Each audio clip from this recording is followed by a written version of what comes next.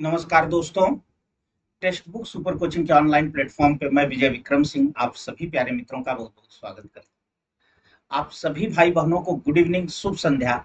आप स्वस्थ रहें, प्रसन्न रहें, मुस्कुराते रहें, हंसते रहें और जीवन में आगे बढ़ते रहें। आइए दोस्त, शुरू करते हैं आज की इस कक्षा को। और तमाम भाई बहन लाइव हैं, दिख रहे हैं। और जो है, देखिए, कल हमने बात शुरू की थी मिक्स वेज से, तो सम्मिलित अभ्यास तक आए थे। और हमने आपसे कहा भी था कि आज सम्मिलित अभ्यास 2 चलेगा। तो इससे क्या है कि जो पीछे आप जितने प्रश्नों को पढ़ आए हैं, जितनी भी चीजें पढ़ाए हैं, उनका एक जो है मिला जुला, उनकी एक प्रैक्टिस हो जाएगी आपको।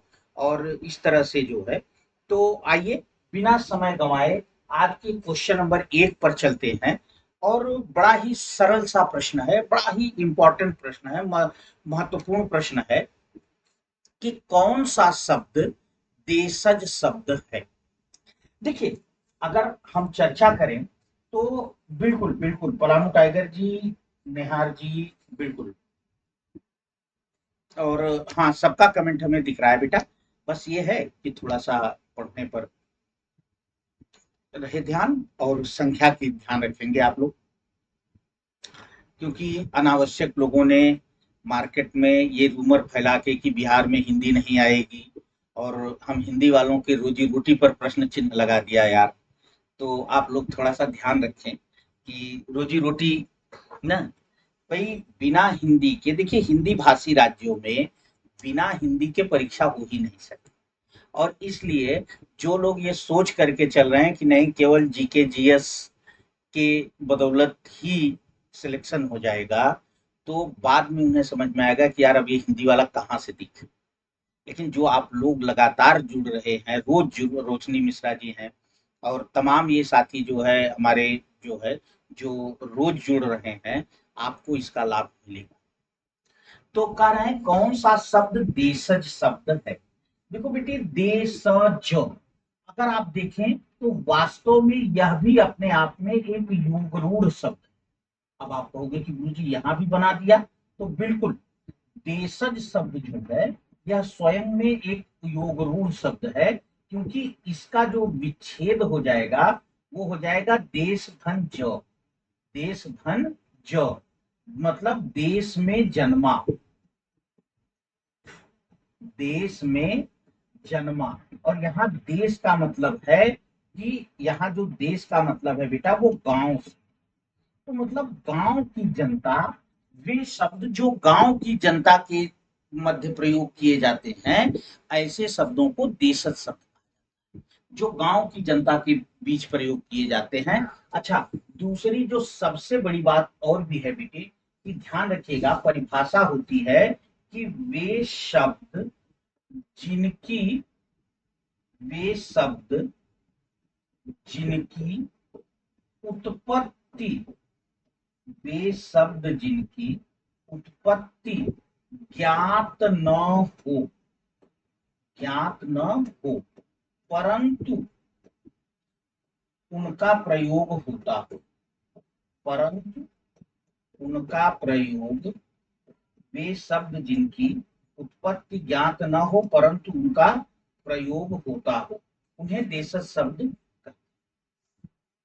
और इसमें मैं आपको बता दूं, हमेशा ध्यान रखना बेटी, मैं देख रहा हूँ ए का उत्तर दे रहे हैं, परामू टाइगर जी भी ए का उत्तर दे रहे हैं, हाँ, रोहिणी जी भी दे रही हैं। तो ध्यान रखना बेटी, देखो मैं बताऊं आपको, धड़ाम, एक चीज ध्यान रखना, मैं आपको एक ट्रिक बता देता हूँ।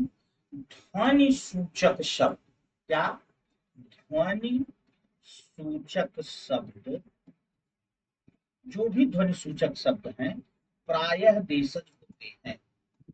ध्वनि सूचक शब्द क्या होते हैं, प्रायः देशज होते हैं। लड़ो नहीं भैया, लड़ो नहीं ना। ध्वनि सूचक शब्द प्रायः देशज होते हैं। तो हर एक चीज समझ में आ गई, समझ में आ गया, पहला प्रश्न अच्छे से समझ में आ गया बेटा। चलो, नेक्स्ट क्वेश्चन की ओर चलते हैं। प्रश्न संख्या 2, प्लुत स्वर कौन सा है। ठीक है, प्लुत स्वर कौन सा है, मतलब किसमें प्लुत स्वर का प्रयोग हुआ है। ओम, औम, ओम, इनमें से कोई नहीं। देखो पहले तो आप ये जानो बेटे कि प्लुत स्वर है क्या। प्लुत स्वर, ध्यान रखना बेटा कि जिन स्वरों के उच्चारण में, या मैं इधर बोलूं आपको दिक्कत नहीं आएगी, ठीक है, चलो, नहीं तो फिर आप कहोगे कि हमें दिखता नहीं। तो ध्यान रखना बेटे, क्या, जिन स्वरों के उच्चारण में, जिन स्वरों के उच्चारण में 3 मात्रा का समय लगता है, जिन स्वरों के उच्चारण में 3 मात्रा का समय लगता है उन्हें प्लुत स्वर कहते, उन्हें प्लुत स्वर कहते। हाँ बेटा, बिल्कुल बिल्कुल मेरे बच्चे, देख रहा हूँ आपका कमेंट में देख रहा हूँ आपका, मेरे बेटे ऐसा नहीं है, तो उन्हें प्लुत स्वर कहते हैं, ठीक है। अच्छा एक चीज और ध्यान रखना बेटे, अब 3 का समय किस में लगता है, तो 3 का समय तो किसी में लगता ही नहीं, क्यों, अरे भाई अ ई पूरी, इनमें 1 मात्रा का समय लगता है कि नहीं। आ, बड़ी ई, बड़ा ऊ, बड़ा री, ए, आई, ओ, औ, इनमें जो है 2 मात्रा का समय लगता है।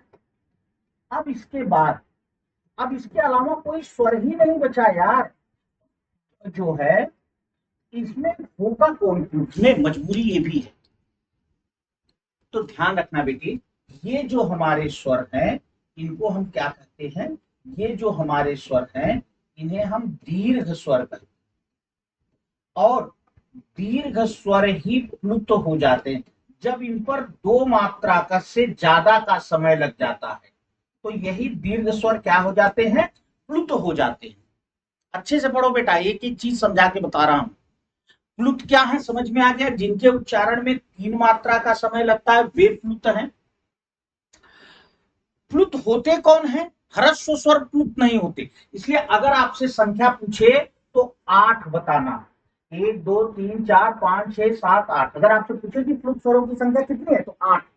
क्यों, क्योंकि जितने भी दीर्घ स्वर हैं वही प्लुत स्वर बनते हैं, ठीक है।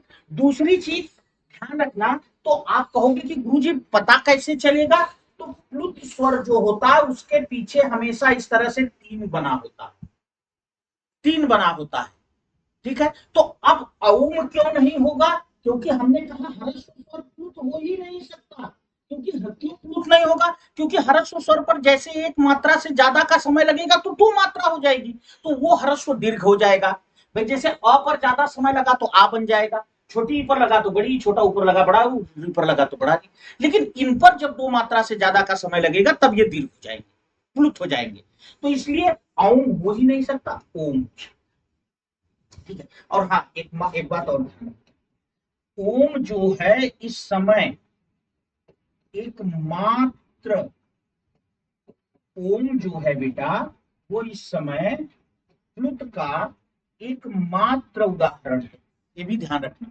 एकमात्र उदाहरण अब बचा, ओम जयंती मंगला काली भद्र काली कपालिनी, आप देखिए ओम ऐसे ही लिखा रहा, ओम जय जगदीश हरे, ओम ऐसे ही लिखा रहता, इसे ओम नहीं पढ़ेंगे, ओम, ओम, ठीक है बेटा।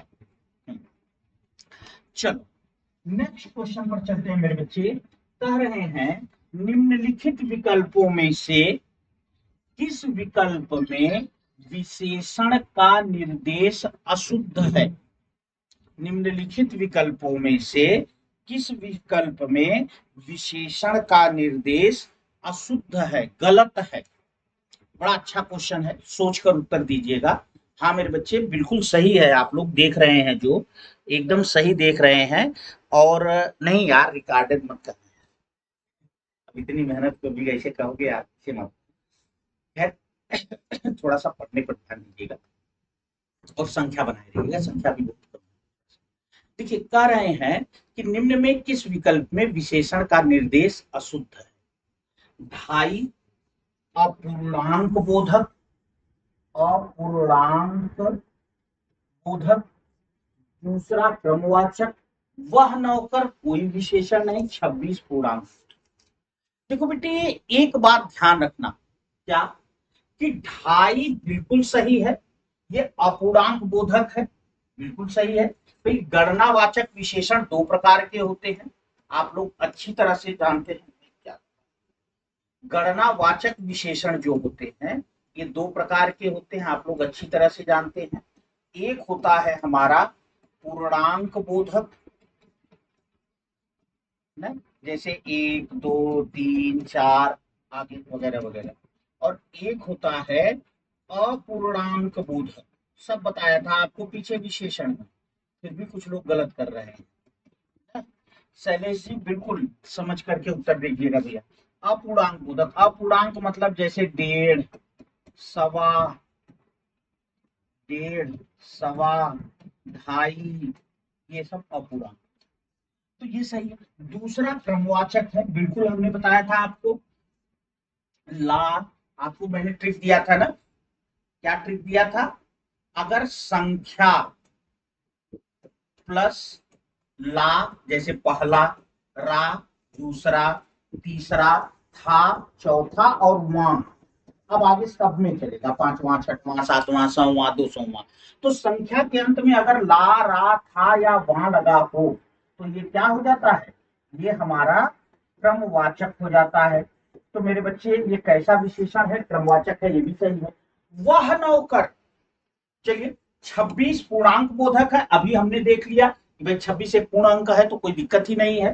तो हमारा ये भी असत्य बताना है, अशुद्ध बताना है, तो यह भी शुद्ध है, यह भी शुद्ध है, यह भी शुद्ध है, तो सी उत्तर हो गया। अब वह नौकर, वह नौकर में वह शब्द जो है ये क्या है, सार्वनामिक विशेषण है। वह शब्द में, वह नौकर में वह शब्द क्या है, सार्वनामिक विशेषण, इसलिए करें कोई विशेषण नहीं गलत। ठीक है बेटा। अच्छा, अगला क्वेश्चन कह रहे हैं, आप भला तो जग भला सर्वनाम के किस भेद का बोध कराता, आप भला तो जग भला। अब इसमें देखिए, इस तरह के प्रश्नों में हमें जो सबसे पहला काम करना होता है बेटे, इसमें ये नहीं कह रहे हैं कि फला शब्द या अंडरलाइन कर दिया रेखांकित शब्द, ये कुछ नहीं कह रहे हैं, ये सीधे कह रहे हैं कि आप भला तो जग भला, इस वाक्य में सर्वनाम का भेद कौन सा है। तो सबसे पहले तो मेरे बच्चे बिल्कुल सही कर रहे हैं, आप लोग सही उत्तर हम देख रहे हैं बेटा, बिल्कुल देख रहे हैं मेरे बच्चे, उत्तर बिल्कुल सब लोग बिल्कुल सही उत्तर कर रहे हैं, मुझे भी पता है। तो हाँ, कराया भी था पीछे इसको। तो लेकिन ध्यान रखिए, ऐसे प्रश्नों में सबसे पहले आपको सर्वनाम पकड़ना पड़ता है। तो आप जाने कि यहाँ आप शब्द जो है वो सर्वनाम है। क्यों, क्योंकि भला ये तो विशेषण है ना, तो यहाँ जग, जग संज्ञा है, भला शब्द क्या है, भला शब्द विशेषण है यहाँ ना। भला, भला शब्द क्या है, भला शब्द दोनों भला, क्योंकि यहाँ भला आपकी विशेषता है, ठीक है, लेकिन आपकी विशेषता हो नहीं पाएगा, आप ये भला माने अच्छा, तो बल्कि यहाँ ये कहिए, यहाँ विशेष अच्छा विशेषण ही है, हाँ सही है, विशेषण, तो आप विशेषण है, यहाँ जग भला वहां भी विशेषण। अब मेन हमें देखना है आप, अब आप कैसा सर्वनाम है, तो सब लोग सही उत्तर दे रहे हैं, क्यों, क्योंकि आपका मतलब है स्वयं या खुद। कल भी हमने इसके दो तीन प्रश्न कराए थे कि जो भी सर्वनाम स्वयं या खुद का बोध कराता है उसे निजवाचक सर्वनाम कहते हैं। सरल प्रश्न था बिल्कुल, हाँ बिल्कुल बिल्कुल रिया जी, और सही करे बेटे कि सरल प्रश्न था, तो बहुत कठिन प्रश्न। तो चलिए, पर जब आप जानते रहोगे तभी। कह रहे हैं उच्चारण की दृष्टि से कौन सा विकल्प शुद्ध है, उच्चारण की दृष्टि से कौन सा विकल्प शुद्ध है, श मूर्धन्य है, श दंत्य है, च कंठ्य है, श तालव्य है। अब इन्होंने क्या किया, इसका कपड़ा इसको पहना दिया, बिल्कुल आप देख रहे होंगे, इसका कपड़ा इसको पहना दिया, इसका कपड़ा इसको पहना दिया, और कुछ नहीं किया इन्होंने, बस केवल एक काम किया, इसका कपड़ा इसको पहना दिया, इसका कपड़ा इसको पहना दिया, ठीक है। तो ऐसी स्थिति में हमें ये पता है कि ईचु यशानाम तालु, कल भी हमने ये प्रश्न सॉल्व किया था, इसका उच्चारण तालु से होता है, इसीलिए इसे तालव्य स कहते हैं। कौन सा स? अब इसे शिल्पा शेट्टी वाला स या जो है शंकर वाला स न कहिएगा। हमारे एक मित्र हैं, वो इसे शिल्पा शेट्टी वाला स कहते हैं, तो शिल्पा शेट्टी इसी से तो लिखा जाएगा। तो आप इसे अब शिल्पा शेट्टी वाला स या शंकर वाला स न कहिएगा, अब आप इसे कहिएगा तालव्य स। दूसरी चीज, इसका उच्चारण दंत से होता है, बिल्कुल सही है। मैं देख रहा हूँ इनका उत्तर सब लोग दे भी रहे हैं। ये दंती है, क्यों? क्योंकि यहाँ जो है ऋतु लसा नाम दंत, तो ये हमारा स दंती है। और ये स जो है ऋतु रसाणाम मूर्धा, तो ये स हमारा मूर्धन्य है, ठीक है। और च, आप लोग जानते हैं कि ईचु यसा नाम तालु, च का उच्चारण कहाँ से होता है? तालु से होता है, ठीक। तो हमारा जो सही उत्तर है वो बी है। सही उत्तर क्या है? बी है। इसका उच्चारण कहां से होता है? दंत से। बाकी के मैंने बता दिए, और ये सारे बहुत पूछे जाने वाले क्वेश्चन है बेटा। वह बहुत अच्छा लड़का है, वाक्य में वह कौन सा सर्वनाम? यार अब इसमें क्या करना है आप खुद बताओ। देखो इस तरह के प्रश्नों को तो बिल्कुल पढ़ो भाई। मैंने आप लोगों से बार बार एक ही बात कही थी कि अगर एक मान लीजिए किसी एक पोर्शन के लिए आपने तय किया है कि इस पोर्शन को हम 20 मिनट में सॉल्व करेंगे। अब अगर 20 मिनट में मान लीजिए आप 20 क्वेश्चन करते हैं, तो हर क्वेश्चन पर 1 मिनट देंगे तो 20 मिनट में नहीं हो पाएगा। क्यों? क्योंकि कुछ प्रश्न वहां ऐसे भी होंगे जो प्रश्न 1 मिनट से ज्यादा का समय लेंगे। तो आप उन प्रश्नों के लिए क्या करेंगे? इसलिए अब ऐसे जैसे कहा कि वह बहुत अच्छा लड़का है, अब डायरेक्ट दूसरी चीज ये भी कह रहे हैं कि इसमें कौन सा विशेषण है। तो हमें 100 बार पता है कि जब भी जो है क्या होता है, कौन सा सर्वनाम है ना, वह कौन सा सर्वनाम है, ठीक है। तो वह बहुत अच्छा लड़का है, वही लड़का, वही वाला लड़का। यहां वह क्या कर रहा है? वह जो है निश्चित वह बहुत अच्छा लड़का है, मतलब वही वाला लड़का, वह लड़का ना भाई। देखिए वह जब सीधा सीधा संकेत, इसीलिए मैंने बताया था निश्चयवाचक सर्वनाम को संकेतवाचक सर्वनाम भी कहा जाता है। क्यों? क्योंकि ये सीधा सीधा बिल्कुल इंडिकेट करता है वह लड़का, वह बहुत अच्छा लड़का है। कौन भाई? अब सीधे इशारा करें ना, वह बहुत अच्छा लड़का है, देखिए सीधे सीधे। इसीलिए जो है इसे संकेतार्थक सर्वनाम या संकेतवाचक सर्वनाम भी कहा जाता है। तो ये सीधा सीधा इशारा करता है वह लड़का बहुत अच्छा है। इसका मतलब यह लड़का शब्द को क्या कर रहा है? निश्चित कर रहा है ना। और आप जानते हैं जो निश्चित करता है वो निश्चयवाचक सर्वनाम होता है। तो इसीलिए मैंने आपसे बताया था कि जो निश्चयवाचक सर्वनाम होता है इसे संकेतवाचक,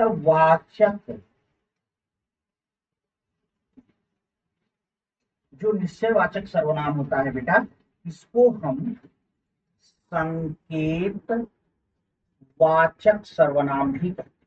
तो बस बिल्कुल ये दिमाग में रखना कि जिस सर्वनाम को पढ़ते ही लगे कि इशारा किया जा रहा है वह बहुत अच्छा लड़का है, हाँ वही लौंडा बहुत बढ़िया है ना, तो बहुत अच्छा लड़का है।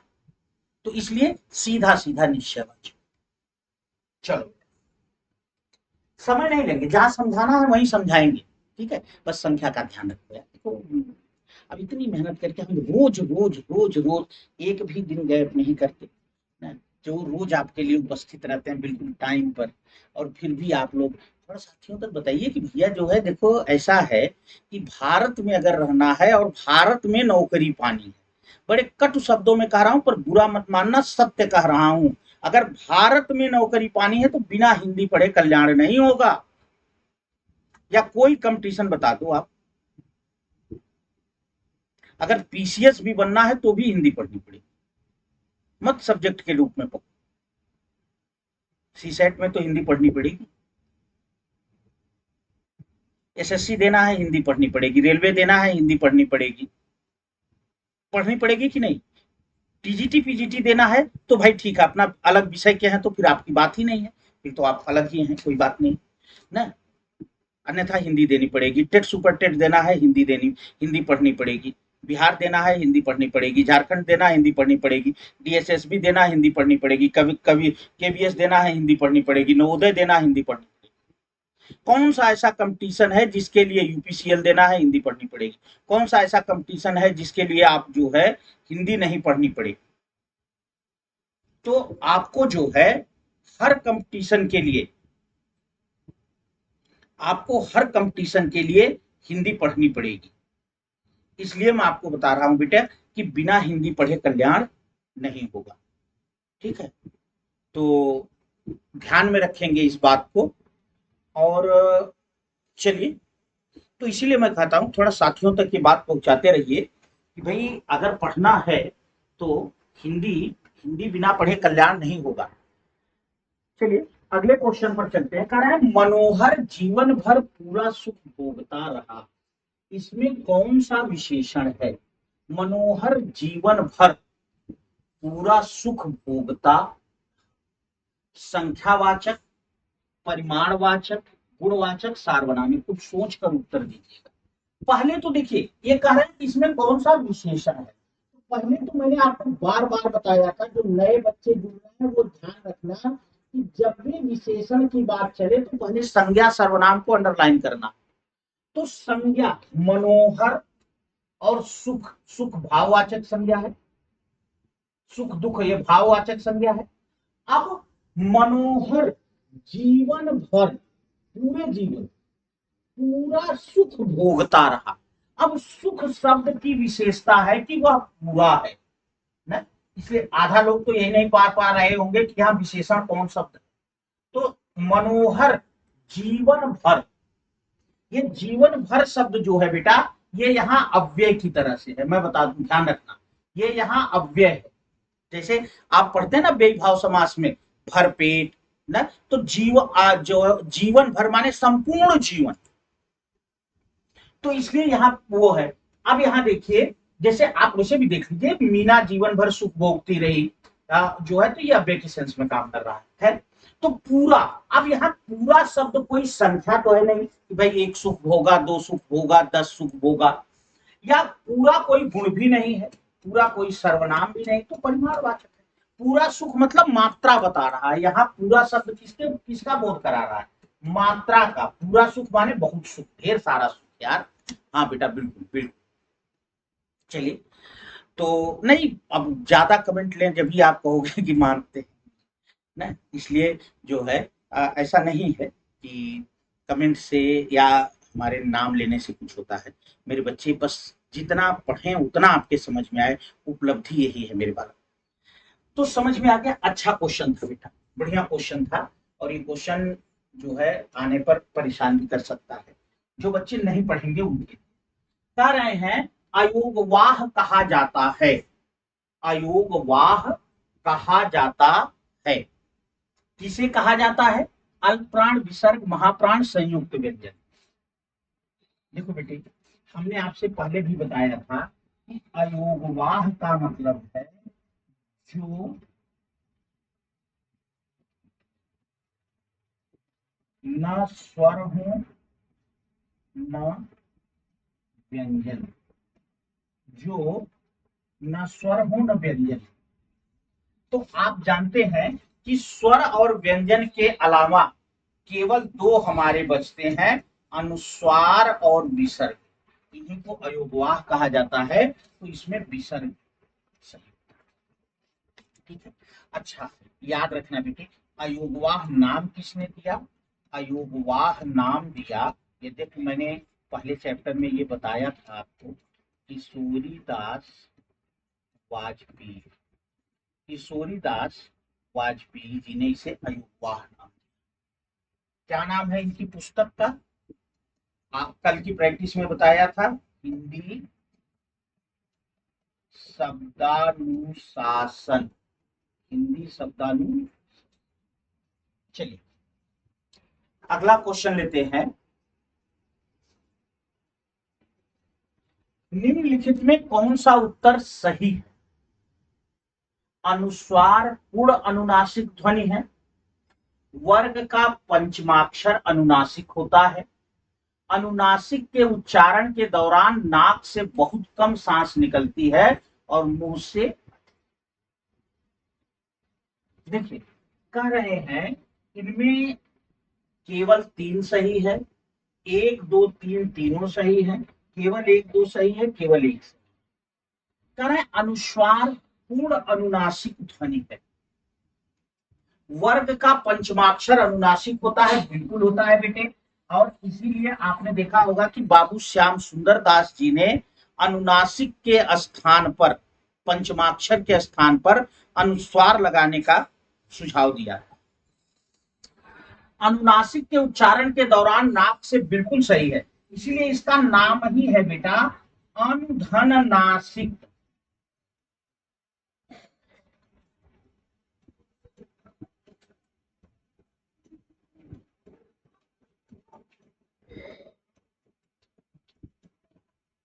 अनु माने पीछे या बाद, नासिक माने नासिका या नाक, मतलब जिनके उच्चारण में नाक बाद में आती है, पीछे आती है, मतलब कम यूज होता है, कम प्रयोग होता है ना।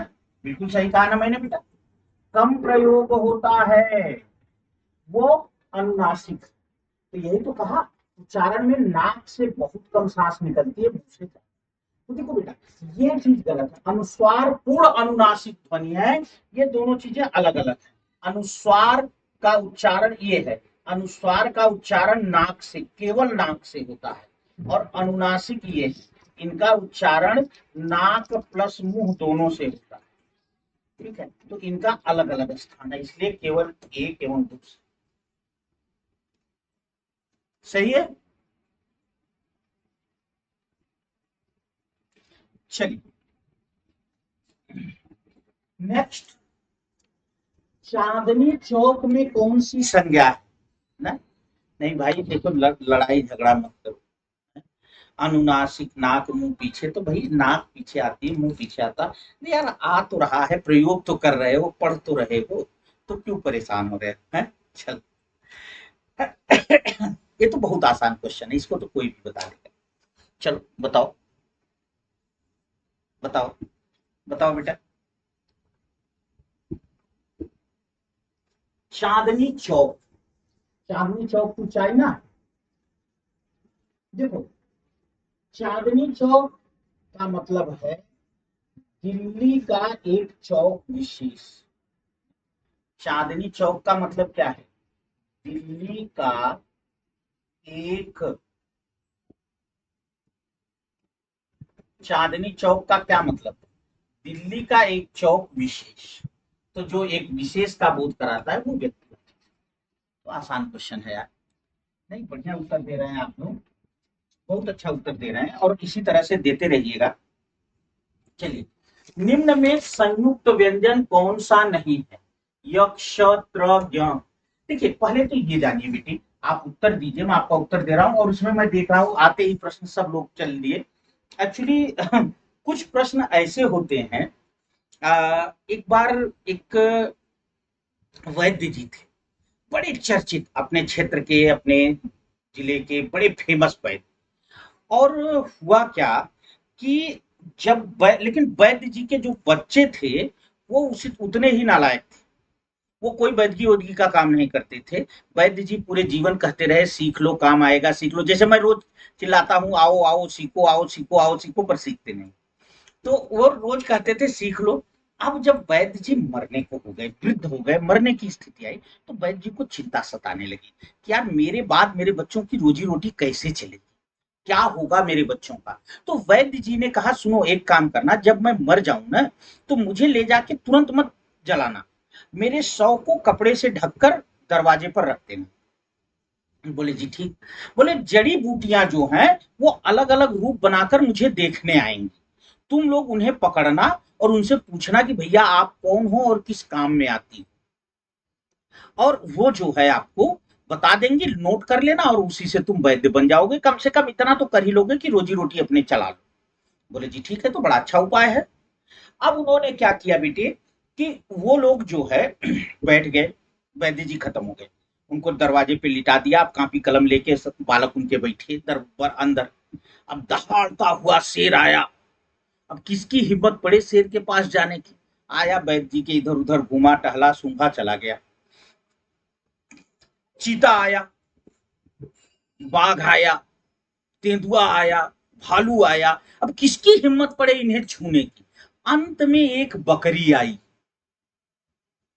अंत में एक बकरी आई, और बकरी को देखते ही सारे टूट पड़े उसी पर। अब उसने कहा रुको रुको रुको, परेशान मत हो, ऐसा मत कुछ करो, रुको, मैं कौन हूं? अरे मैं हर्रे हूं, मैं पेट दर्द में, कब्ज में, गैस में काम आती हूं। तो कहानी से कुछ समझ में आया? तो कुछ प्रश्न हैं ये बकरी वाले, जिनको देखते ही सारे टूट पड़ते हैं, और कुछ प्रश्न है शेर चीता वाले है। उसने कहा इतनी बड़ी बड़ी जड़ी बूटियां आई और देख कर चली गई, आप लोगों ने उनसे कुछ कहा नहीं। हमसे पूछ रहे हो, हमें तो आम आदमी भी जानता है कि हम हर रहे हैं, पेट दर्द में, गैस में, कब्ज में काम आते हैं। तो वही स्थिति है, कुछ प्रश्न तो ऐसे हैं कि ये हर्रे वाले हैं, बकरी वाले, देखते ही टूट पड़े। अब देखिए सब यह का उत्तर, ए का उत्तर दे रहे हैं, बिल्कुल सही बेटा। देखो संयुक्त व्यंजन का मतलब है एक पहला व्यंजन आधा,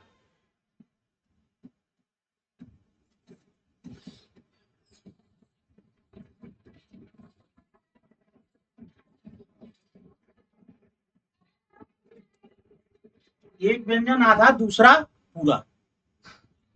ठीक है बेटा। तो देखो आधा क प्लस स से मिलके क्ष बनता है, आधा त प्लस र से मिलके त्र बनता है, आधा ज प्लस य से मिलके ग बनता है। लेकिन यह जो है ये संयुक्त नहीं है, बल्कि ये क्या है, अंतस्थ ध्वनि या अंतस्थ व्यंजन। तो बिल्कुल सही उत्तर दिया आप लोगों ने। नहीं हंस लो, थोड़ा मुस्कुरा लो, पर संख्या पर ध्यान रखो। चलो, जिसका उच्चारण ऊपर के दांतों पर जीभ लगाने से होता है उन्हें क्या कहते हैं? कंठ, दंत, मूर्धा, अनुनासिक। देखो बेटा, कंठ का मतलब है जिनका उच्चारण यहां से होता है, ध्यान से देखो, यहां से, ये इसी को काकल्य भी कहते हैं। ये जो कंठ हैं इन्हीं को काकल्य भी कहते हैं, और इनका उच्चारण मैंने बता दिया यहां से होता है, गले से, यहां से। मूर्धन्य है जिनका उच्चारण कहां से होता है, मूर्धा। मूर्धा किसे कहते हैं? मैंने आपको बताया है, ऊपर के तालु में, जो नए बच्चे हैं ऊपर के तालु में जीभ ले जाओ, दांत मिला, दांत के पीछे खुरदुरा भाग मिला, खुरदुरा भाग के पीछे गड्ढा है, और गड्ढे के पीछे एक ऊंचाई वाला भाग है, उसी को मूर्धा कहते हैं। तो जिनका उच्चारण वहां से होता है उन्हें मूर्धन्य कहते हैं, और यहां से उच्चारण होता है तो री, ट, ठ, ड, ढ, अड़, और र और श, इनका उच्चारण यहां से होता है। अनुनासिक अभी हमने देखा क्या, नाक प्लस मुंह, जब दोनों से होता है तो अनुनासिक कहते हैं। तो अब आप जान गए दंत, जिसका उच्चारण दंत, जिह्वा पर दांत, दांत पर जिह्वा लगाने से होता है उन्हें दंत कहते हैं। और ऋतु लसा नाम दंत, ली, त, थ, द, ध, न, ल और स, इनका उच्चारण कहां से होता है, दंत से। So B is the right answer. चलिए अगला क्वेश्चन लेते हैं। निम्नलिखित में ऊष्म व्यंजन कौन से हैं? बहुत आसान है, इससे सरल तो क्वेश्चन हो ही नहीं सकता। देखो बेटे, पर आया है, ये परीक्षा में आया है। ऊष्म व्यंजन का मतलब है कि मान लीजिए ये हमारा कोई, जो नए बच्चे हैं वो सीखें।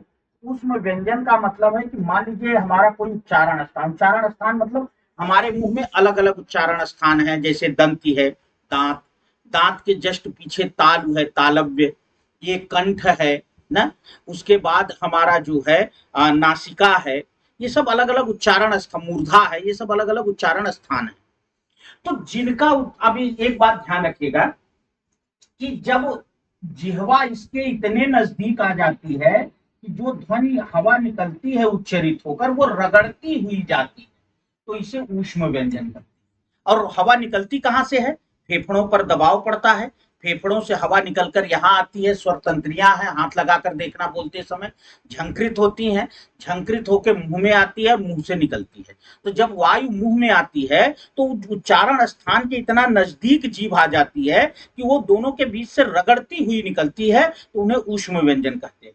और आप लोग अच्छी तरह से जानते हैं कि श, श, श, फ, ये ऊष्म व्यंजन है। अच्छा एक बात और, इन्हीं ऊष्म व्यंजनों को हम संघर्षी व्यंजन भी कहते हैं। क्या कहते हैं? इन्हीं ऊष्म व्यंजनों को हम संघर्षी व्यंजन भी कहते हैं। और एक बात ध्यान रखना बेटे, क्या कि च छ ज झ ये दिया है ना, च छ ज झ, इनमें जो है ये स्पर्श व्यंजन है, आप लोग अच्छी तरह से जानते हैं स्पर्श व्यंजन है, और इनमें भी संघर्ष होता है, इनमें इनके उच्चारण में भी संघर्ष होता है। तो इसलिए दोनों को मिला दिया तो ये बन गए स्पर्श संघर्षी। तो ध्यान रखना, दो व्यंजन, दो आपसे प्रश्न पूछा जा सकता है, एक संघर्षी एक स्पर्श। तो स्पर्श संघर्षी च छ ज झ है, च छ ज झ यहाँ नहीं, और सख सह संघर्षी। ठीक है बेटा, चल बढ़िया। हाँ, नेक्स्ट क्वेश्चन, अंगों का उच्चारण स्थान होता है। तो बहुत आसान है यार, बहुत आसान है। अंग ना आप लोग जानते हैं, जरा नासिका कंठोष्ठ मूर्धन्य कंठतालम। एक बात छोड़ो छोड़ो, मैं मूर्धन्य हटा रहा हूं, अब मैं यहां लिख रहा हूं कंठ या काकल्य। अब उत्तर दो भैया। हाँ, अब देखिए कौन कितना है, कंठ या काकल्य, अब बताओ। चलो मैंने बदल दिया, एक विकल्प बदल दिया मैंने, मूर्धन्य की जगह कंठ या काकल्य कर दिया। अब आधे लोग फंस गए होंगे कि यार अंग जो होता है ये क वर्ग का है ना, किस वर्ग का है? क वर्ग, और क वर्ग का उच्चारण कंठ से होता है, और साथ ही साथ अंग जो है ये पंचमाक्षर भी है, और पंचमाक्षर का जो उच्चारण होता है वो नासिका से होता है। अब यार विकल्प में नासिका भी है कंठ भी है और अंगा दोनों जगह आ रहा है, तो अब हम क्या उत्तर दें? सही है कि नहीं? कठिन लगा? बताइए भाई।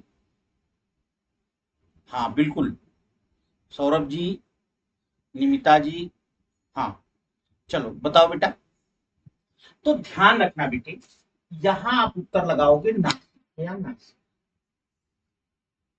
इयं गणना नाम नासिका, इयं गणना नाम नासिका, अंगा इया न म, इनका उच्चारण कहां से होता है? नासिका से होता है या नाक से। यंग गणना नाम नासिका, अगर ये अकेले पूछा जाए तब नासिका। अगर यही अभी एक प्रश्न बना दें अंग का उच्चारण, अगर ये प्रश्न बना दें तब हमारा जो विकल्प हो जाएगा वो कंठ। तो ध्यान रखना बेटे इस चीज को बहुत अच्छे से, अगर पंचमाक्षर अकेला पूछा जाता है तो उसका उच्चारण स्थान नासिका होगा, और अगर पंचमाक्षर अपने वर्ग के साथ पूछा जाता है तो जिस वर्ग का है उस वर्ग के साथ दे दे। ठीक है, ओके, चलो बेटा। चार गज मलमल में कौन सा विशेषण है? चार गज मलमल में कौन सा विशेषण है? संख्यावाचक, गुणवाचक, परिमाणवाचक, सार्वनामिक। पहले तो हमें यह देखना है कि यहाँ संज्ञा कौन सी है, तो मलमल शब्द संज्ञा। अब मलमल की विशेषता है कि वह चार गज है, इसलिए यहाँ जो है ये हो गया हमारा विशेषण। अच्छा, दूसरी चीज हम ये देख रहे हैं कि यहाँ गज लगा है। गज क्या है? गज जो है, बिल्कुल सही उत्तर दे रहे हैं आप लोग, मैं देख रहा हूं भाई। गज जो है नाप तौल की इकाई। क्या है बेटा? नाप तौल की इकाई। और आप जानते हैं नाप तौल की इकाई जहां से वो परिमाणवाचक। क्या होता है? परिमाणवाचक। बहुत आसान है। चलिए, इन शब्दों में कौन सा शब्द हिंदी शब्दकोश में सबसे अंत में आएगा? क्लीव, क्रम, कृषक, कृषाण, जल्दी बताइएगा। क्लीव, क्रम, कृषक, कृषाण।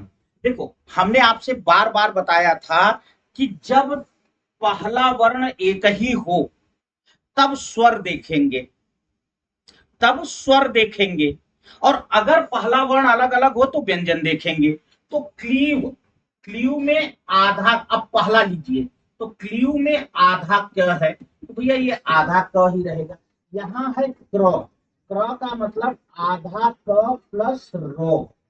अब देखिए र, फिर ट्री, ट्री, ट्री का मतलब है आधा क प्लस वी, और फिर ट्री, ट्री फिर है, ट्री का मतलब आधा क प्लस वी। अब सबसे बड़ी बात एक चीज की है कि हमने ये तो देख लिया कि भाई इसमें ये दो पहले आएंगे, पर इन दोनों में पहले कौन आएगा? तो इसमें भी पहले ये ध्यान रखना बेटे।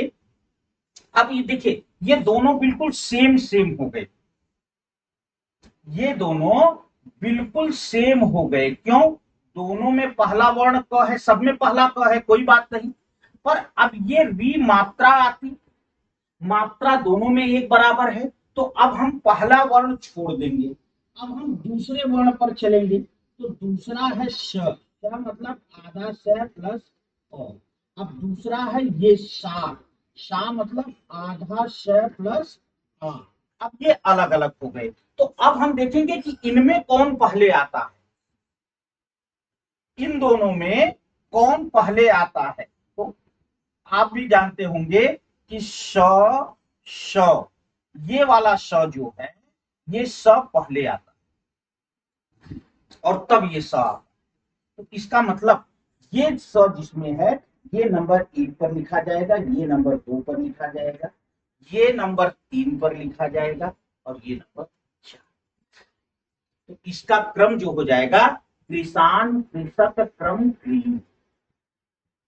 ठीक है बेटा, चल। हाँ कठिन था, बिल्कुल कठिन था, और उसमें भी कठिन तब ज्यादा हो जाता है बेटे जब ये दोनों एक, अगर ये सब एक ना हो तब तो बड़ा आसान होता है, जो पहले आए वही लगा दीजिए, जो व्यंजन पहले आता है वही लगा दीजिए। लेकिन जब ये चारों एक हो जाते हैं तब मामला गड़बड़, तब हमें स्वर देखना पड़ता है, और तब स्वर में ये ध्यान देना पड़ता है। जैसे स्वर में अब ये वी, अब ये र को हम क्या, अच्छा आप कहोगे कि र, तो इस र को आप ये भी कर सकते थे कि जैसे आधा र प्लस अ, इसमें अ स्वर है, इसमें स्वर की जगह कुछ नहीं, कोई स्वर नहीं। तो अब हमारा इसमें जो है, लेकिन अब आप ये देखिए कि ये र में लगा हुआ है ना, ये र में लगा हुआ है क्रम में, क्रम में ये र में लगा है, जबकि ये डायरेक्ट क में लगे हैं, तो क वाले पहले लिखे जाएंगे। तो इसे फिर से एक बार देखना अच्छे से, क्योंकि ये आ गए, अब वी बराबर थे तो हम दूसरे वर्ण पर चर्चा किए, और फिर यहाँ पे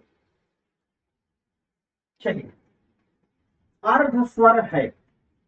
तो आप सारे लोग अच्छी तरह से, इसमें कुछ बताना ही नहीं है यार, जो अंतस्थ व्यंजन होता है, जो अंतस्थ व्यंजन होता है, अंतस्थ व्यंजन को ही अर्ध स्वर कहते हैं, और इसमें भी स्पेशली योग, इसमें तो कोई प्रश्न नहीं, बहुत सरल। क्या होगा ट वर्ग में किस प्रकार के व्यंजन हैं? कंठ तालव्य मूर्धन्य तन। देखो बेटी आप लोग अच्छी तरह से जानते हैं ट वर्ग, ट वर्ग का मैंने आपको बताया था री टू र शा ड़ा म, रीटू रसाणाम मूर्धा। अब रा के पहले आ है तो यहां से उच्चारण हो गया। री, री माने छोटा री बड़ा री दोनों, टू माने ऊ को हटा दिया तो बचा ट, ट माने ट वर्ग, ट वर्ग माने ट ठ ड ढ आड़ा, ट वर्ग माने ट ठ ड ढ अड़, और यही पूछ रहा है। हाँ? और ये वाला श ना, ये वाला श ये कहां से उच्चारण होते हैं? मूर्धा से। तो कितना आसान है, मूर्धन्य। ठीक है, चलिए तो बस आज की क्लास यही तक। प्यारे बच्चों, जिन भी दोस्तों ने अभी टेलीग्राम चैनल ज्वाइन नहीं किया है, आप टेलीग्राम पर जाइएगा, Hindi by Vijay Vikram sir, वहां जाकर के सर्च करिएगा और ज्वाइन करिएगा। तमाम पिछली पीडीएफ पड़ी है, प्रश्नों के सॉल्व पड़े हैं, बहुत ही महत्वपूर्ण महत्वपूर्ण बिंदु मिले हैं, वहां मिलेंगे आपको, कई 100 प्रश्न सॉल्व करने को मिलेंगे। तो ये मौका फ्री में मिल रहा है, बिल्कुल केवल एक चैनल ज्वाइन करने से, तो ये मौका न छोड़ें। दूसरी चीज कि जो भी साथी, यहाँ पीडीएफ क्वेश्चन के फॉर्मेट में दी जाएगी आपको। अब आपको अगर आप बाद में देखते हैं या डायरेक्ट केवल पीडीएफ पर आते हैं, तो आप ये प्रैक्टिस देख करके यहां से इसको सही कर सकते हैं। हाँ, एक मोस्ट इंपॉर्टेंट न्यूज, इंपॉर्टेंट सूचना, 11/5/2023 को आपका रहेगा हमारी कक्षा अवकाश। हमारी, क्योंकि आप लोग जानते हैं कि नगर निगम के चुनाव हैं और इन चुनावों में थोड़ी सी इधर उधर जो है सेटिंग नहीं हो पाती है, तो इसलिए जो है हम जो है 11/5/2023 अर्थात कल कल जो है आपकी हिंदी की क्लास नहीं होगी। हाँ, पर याद रखिएगा 12/5/2023 कक्षा, मतलब केवल एक दिन नहीं होगी 11 को, 12 से फिर आपकी कक्षा यथावत। ठीक है, तो मिलते हैं 12 तारीख को, तब तक के लिए बहुत बहुत धन्यवाद।